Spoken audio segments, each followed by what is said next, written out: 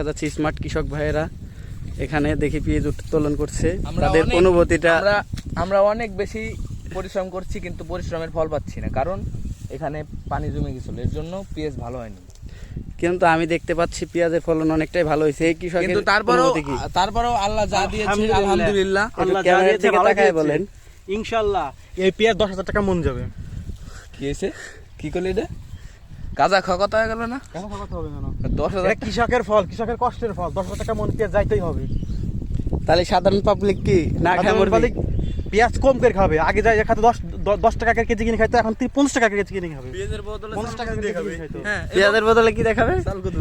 চাল কদু দেখছেন? এবং এখানে আমারও একটা কথা আছে, মানুষ এখন রাধা বাড়াতে অনেক পেঁয়াজ ইউজ করে, একটা থেকে অর্ধেক কেটে রাধা বাড়া করবে। এখন মানুষ খাবার প্রচুর পরিমাণে খাবার অপচয় করে। হ্যাঁ। অতিরিক্ত পেঁয়াজ খায়, তেল খায়, জন্য পেটে গ্যাস হয়ে যায়, গ্যাস ফর্ম করে মারা যায়। হ্যাঁ। পেঁয়াজ খাওয়া কমায় দিতে আমরা হবে। দাম বাড়া দেবো পেঁয়াজের, এবং আমরা চাই মানুষের ক্ষতি না হোক। ক্ষতি না হবে পেঁয়াজ। তাহলে কৃষক ভাই ফলনের হার কি একটু জানাইতেন যদি।